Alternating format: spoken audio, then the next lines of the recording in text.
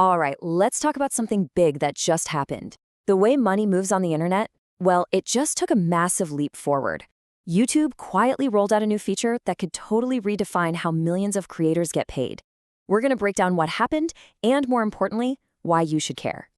You ever hear that phrase? It's the perfect way to describe how huge technological shifts happen.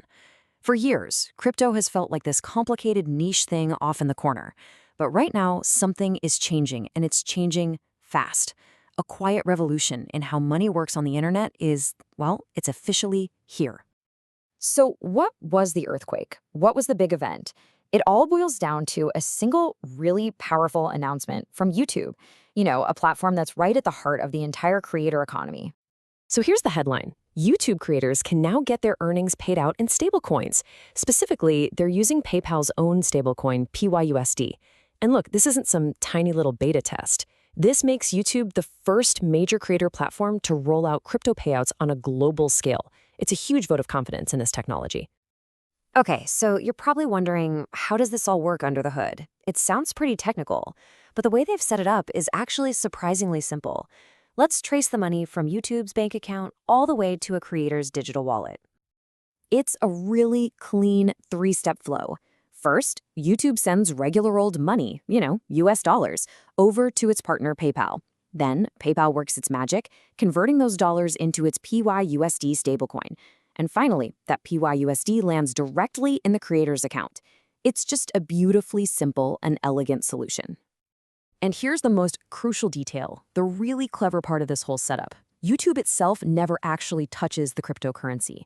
By outsourcing that piece to a regulated financial giant like PayPal, YouTube gets to sidestep a mountain of regulatory and technical headaches. They get all the benefits of these new payment rails without having to manage any of the complexity. It's a brilliant move. So what exactly is this PYUSD that creators are getting? Well, it's a stablecoin, which is just a fancy name for a crypto token that's designed to hold a steady value. In this case, it's pegged 1-to-1 with the US dollar. And it lives on the Ethereum blockchain as something called an ERC20 token, which is basically a universal standard that lets it work with thousands of different crypto wallets and apps. This is the real breakthrough here. Before this, moving your money from a Web 2 platform like YouTube into the world of Web 3 and on-chain finance, well, it was clunky. It took a bunch of steps. Now, it's a single hop. A creator can get paid and in the next minute, use those exact funds in decentralized finance, or DeFi, for things like lending, borrowing, investing, you name it. So let's zoom out for a second, because this isn't just a story about YouTube getting a new payment option.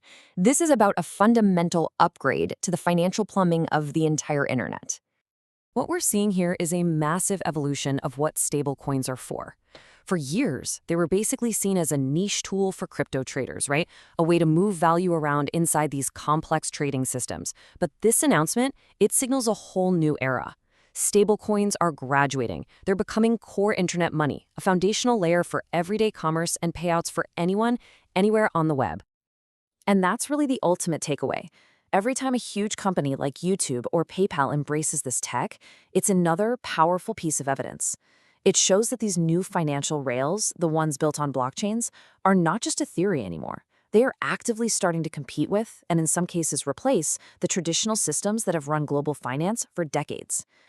So this all leaves us with a fascinating question to think about. This move by YouTube, it's a huge first step. But what does the world look like when this isn't the exception, but it's the rule? What happens when every salary, every creator payout, every online purchase is natively digital and just one click away from a global open financial system? The implications there are, well, they're pretty profound.